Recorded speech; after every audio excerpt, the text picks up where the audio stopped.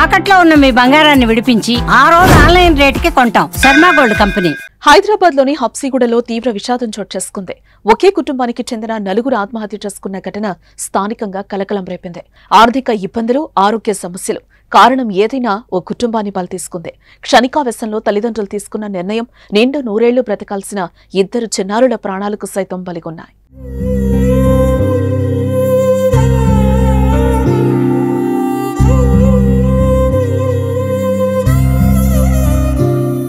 హైదరాబాద్ హబ్సిగూడ రవీంద్రనగర్లో నివాసం ఉంటున్న కె చంద్రశేఖర్ రెడ్డి కుటుంబంతో సహా బలవన్మరణానికి పాల్పడ్డారు.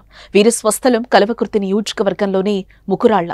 కొన్నేళ్ల క్రితం భాగ్యనగరానికి వచ్చి స్థిరపడి ఓ ప్రైవేటు కళాశాలలో లెక్చరర్గా పనిచేసేవారు. ఇటీవల ఆ ఉద్యోగం కూడా మానేశారు చంద్రశేఖర్. ఇక చంద్రశేఖర్ కు భార్య కవిత, కుమార్తె శ్రీతారెడ్డి, కుమారుడు విశ్వాన్ ఉన్నారు. కుమార్తె 9వ తరగతి చదువుతూ ఉండగా కుమారుడు 5వ తరగతి చదువుతున్నాడు. ఎంతో ఆనందంగా, సంతోషంగా ఉండే ఆ కుటుంబంలో తీవ్ర విషాదం చోటు చేసుకుంది. కుమారుడికి విషమిచ్చి కుమార్తెకు ఉరివేసి చంపినట్లుగా తెలుస్తోంది. ఇక పిల్లలు చనిపోయారని నిర్ధారించుకున్నాక చంద్రశేఖర్ రెడ్డి, కవిత ఇంట్లోని పక్కపక్క గదుల్లో ఉరేసుకుని బలవన్మరణానికి పాల్పడినట్లుగా పోలీసులు వెల్లడించారు. మరోపక్క వీరి ఆత్మహత్యకు ఆర్థిక ఇబ్బందులే కారణమని పోలీసులు భావిస్తున్నారు.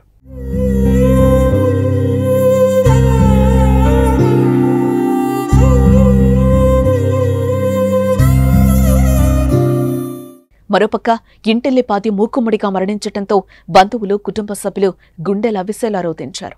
కాపురంలో ఎలాంటి కలతలు లేవని, అన్యోన్యంగా ఉండేవారని, ఇంతలోనే ఇలా ఆత్మహత్య చేసుకోవడంపై మృతురాలి తండ్రి ఆవేదన వ్యక్తం చేశారు. పగోడికైనా ఇలాంటి కష్టం రావద్దని కంటతడి పెట్టారు. 4 మృతదేహాలను పోస్టుమార్టం నిమిత్తం పోలీసులు గాంధీ ఆసుపత్రికి తరలించారు. ఆర్థిక కారణాల వల్లే చనిపోయినట్లుగా తెలుస్తున్న ఆరోగ్య సమస్యల వల్లే ఆత్మహత్య చేసుకుంటున్నామని, అందరూ క్షమించాలని రాసిన ఓ సూసైడ్ నోట్ వెలుగులోకొచ్చింది.